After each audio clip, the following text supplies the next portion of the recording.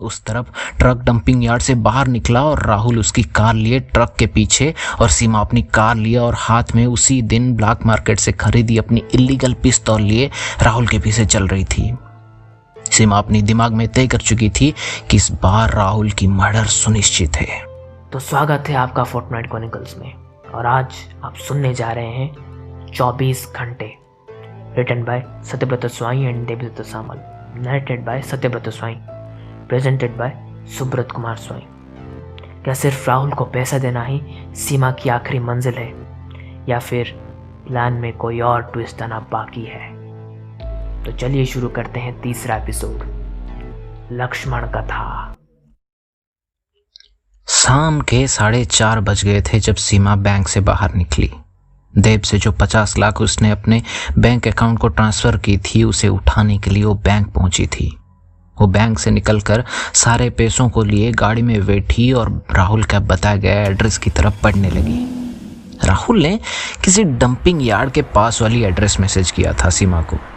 सीमा मन ही मन सोच रही थी कि ये साला राहुल भिखारी ने पूरा फिल्मों जैसा ब्लैकमेल करने का प्लान बनाया है, वरना इसे रोजमर्रा की जिंदगी में कौन जाता है डंपिंग यार्ड।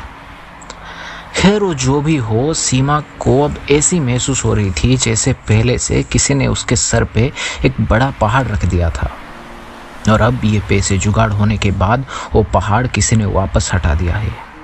काफ़ी रिलैक्स्ड महसूस कर रही थी अब सीमा, और ऐसे ही आसपास 20 मिनट की ड्राइविंग के बाद शहर से दूर वो डंपिंग यार्ड के पास पहुंची। काफ़ी बुरी दुर्गंध आ रही थी उस डंपिंग यार्ड से। एक डंपर उन कूड़ों को एक ट्रक में लोड कर रहा था, और सीमा ने राहुल को कॉल लगाई तो उसने उस पैसों को, बैग को वहीं कूड़ों के पास ही फेंक के चले जाने के लिए बोला। और ये सुनते ही सीमा पूछी, और मेरा फोटो, उसके बारे में क्या भिखारी? उस तरफ से राहुल ने बोला, डोंट वरी बेब, अगर बैग में पूरे 2.5 करोड़ हैं तो हर बार की तरह वो फोटो भी इस बार डिलीट हो जाएगा, डोंट वरी। मगर सीमा को पता थी कि ये कुत्ता वापस अपनी दुम हिलाए आ जाएगा भीख मांगने, और उसने उसका भी एक हल निकाल डाली थी। राहुल ने जैसा बताया ठीक वैसे ही सीमा ने चुपचाप उन पैसों की बैग को उन कूड़ों के अंदर फेंक दिया।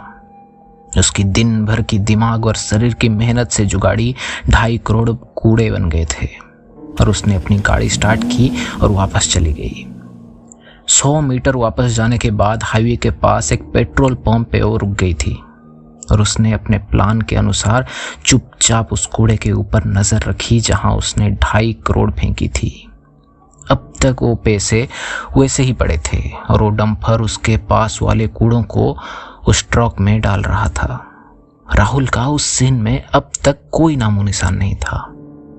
10 मिनट उसी तरफ ताकने के बाद उसने देखी कि हाईवे के उस तरफ से एक कार आ रहा था, और आके कुछ दूर रुका, और उसके अंदर से राहुल निकला। उसने पहले फोन पे किसी के साथ बात करने लगा, और इसी तरफ ट्रक ने अपने इंजन स्टार्ट किया, और डंपर ने अपनी आखिरी कूड़ों की ट्रिप उस ट्रक पे डाल दिया। और इस आखिरी कूड़ों की ट्रिप में सीमा की 2.5 करोड़ वाली बैग भी थी। उसे देख राहुल ट्रक की तरफ दौड़ने लगा और चिल्लाने लगा, मगर डंपर की उस गर्जन की आवाज में सबकी आवाज धुंधला रहे थे। ये सब देख सीमा की दिल में खुशियां छानी शुरू हो गई थी। उस तरफ ट्रक डंपिंग यार्ड से बाहर निकला और राहुल उसकी कार लिए ट्रक के पीछे, और सीमा अपनी कार लिए और हाथ में उसी दिन ब्लैक मार्केट से खरीदी अपनी इलीगल पिस्तौल लिए राहुल के पीछे चल रही थी। सीमा अपनी दिमाग में तय कर चुकी थी कि इस बार राहुल की मर्डर सुनिश्चित है, इसलिए उसने प्लान बनाई थी कि उसका पीछा करेगी, और फिर जब राहुल अपनी मंजिल पर पहुंचेगा उसका मर्डर किए सीमा अपनी 2.5 करोड़ लिए निकल जाएगी। मगर अब ना सिर्फ उसकी प्लान में बल्कि खुद राहुल के प्लान में भी एक अननोन ट्विस्ट आ गया था। हाईवे में 100 की रफ्तार से वो ट्रक जा रही थी, और ठीक उसके पीछे राहुल की कार। सीमा की फोन में अब अपने घर से बार बार कॉल्स आने शुरू हो गए थे, और ठीक उसी वक्त हाईवे पे एक डाइवर्सन पे उस ट्रक ने ब्रेक लगा के बाएं ओर ले लिया, मगर राहुल का कार सीधा चला गया और सामने से आती एक ट्रक से एक्सीडेंट हो गया। राहुल का कार गोल गोल घूम के हाईवे के पास वाली आयरन रेलिंग पे जा टकराया और उलट गया। सीमा की धड़कन मानो कुछ सेकंड के लिए थम गया था। बस कुछ सेकंड की बाकी थी, और अगर उसकी घर से कॉल नहीं आते और वो उन्हें इग्नोर करने में व्यस्त ना होती तो राहुल की कार के साथ उसकी कार भी ट्रक से टकरा सकता था, मगर वो बच गई थी।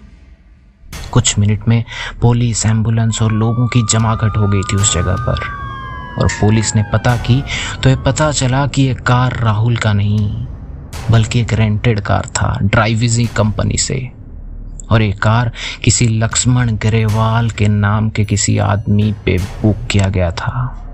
वो नाम सुनते ही सीमा की रोंगटे खड़े हो गए थे और उसकी पूरे बदन मानो कांप गया था। लक्ष्मण ग्रेवाल। और ठीक उसी वक्त उसको एक व्हाट्सएप मैसेज आया, और वो मैसेज राहुल से था। सीमा को कुछ समझ नहीं आ रहा था कि ये चल क्या रहा है। जब सबके सामने राहुल का एक्सीडेंट हो गया था तो वो मैसेज कौन कर रहा था, और उस मैसेज में लिखा था, you are running out of time Seema, पैसे अब तक मेरे पास नहीं पहुंचे। सीमा कुछ देर सोचने के बाद रिप्लाई देते हुए बोली, तुम वही डंपिंग यार्ड के पास आओ, मैं लाती हूँ पैसे। सीमा की इंटरेस्ट अब पैसों से ज्यादा उस लक्ष्मण ग्रेवाल पर थी। उसने उस कूड़ों के ट्रक ड्राइवर को एक 500 का नोट पकड़ाकर अपनी 2.5 करोड़ का बैग वापस लाई और वापस उस डंपिंग यार्ड की ओर चल दी।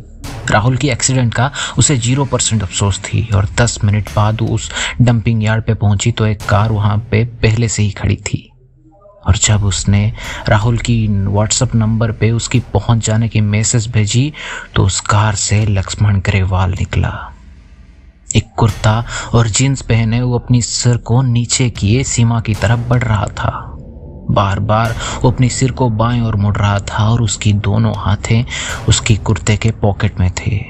उसकी चाल किसी बच्चे की तरह था, और उसके चेहरे पर तनावपूर्ण भाव था। उसे देख सीमा स्तब्ध खड़ी थी और अब तक कांपने लगी थी। उसकी धड़कनें अब दौड़ने लगे थे और अब उसकी पूरे बदन गर्म हो गई थी। पैसे दो मुझे, पैसे दो, लक्ष्मण ग्रेवाल ने एक सोच से भरी चेहरे के साथ कहा। सीमा जवाब में कुछ न बोलते हुए बैग आगे बढ़ा दी, और उसे लिए लक्ष्मण ग्रेवाल चुपचाप ठीक उसी अंदाज से वापस चला गया, और सीमा कुछ वक्त तक वहीं खड़ी थी। अब तक इस बात को आसपास 6 महीने बीत गए थे, और सर्दी की धूप में लद्दाख के एक हॉस्पिटल के सामने सीमा बैठ इसी सोच में डूबी थी कि पीछे से डॉक्टर ने बुलाया, मिस सीमा ग्रेवाल आप ही है ना? सीमा पीछे मुड़ी तो डॉक्टर ने एक रिपोर्ट पकड़ा के सीमा को बोले, here is the investigation report miss Grewal, अब की बार सारी बातें बाहर आ गई है, hope you are doing well. Seema उसे लेके खड़ी थी और पढ़ रही थी। लक्ष्मण ग्रेवाल और कोई नहीं बल्कि सीमा की 10वीं बॉयफ्रेंड और उसका अब पति लकी था। लकी MPD मतलब मल्टीपल पर्सनालिटी डिसऑर्डर नामक बीमारी से जूझ रहा था, और उसकी अदर पर्सनालिटी ने ही इस सारे प्लान का नींव रखा था। उसका अदर पर्सनालिटी भी उन पैसों का लालच ही था, जब वो खुद ही भूल जाता था कि उसका असलियत क्या है। मेंटल ट्रीटमेंट और इन्वेस्टिगेशन में लकी ने खुद कबूल किया था कि उसने पहले से सीमा की वो टॉपलेस फोटो कहीं देखा था, और उसे राहुल के बारे में भी सब पता था। तो उसने राहुल के साथ मिलकर ये सारी प्लान बनाया था 2.5 करोड़ का। मगर सीमा ने ये बात अब तक घर में किसी को नहीं बताई थी, और शादी के बाद हनीमून का बहाना करके उसने लकी को ट्रीटमेंट के लिए लद्दाख ले आया था। वो रिपोर्ट पढ़ ही रही थी कि उसे एक व्हाट्सएप मैसेज आया, और वो भी एक अननोन नंबर से था। उसे खोली तो व्हाट्सएप में वही टॉपलेस फोटो फिर से उसकी स्क्रीन में झलक रहा था, और उसके नीचे लिखा था, हे सीमा ग्रेवाल। तो इतनी सी थी ये कहानी। आशा करते हैं आपको पसंद आया होगा। तारीफ हो या ताने हो, बेझिझक कमेंट बॉक्स में फरमाइएगा, हम आपकी खिदमत पे हाजिर हैं। और अब आप हमसे सीधा जुड़ सकते हैं हमारे सोशल मीडिया प्लेटफॉर्म्स पर, जैसे कि इंस्टाग्राम, फेसबुक और टेलीग्राम फोर्टनाइट क्रॉनिकल्स नाम के साथ। शुक्रिया।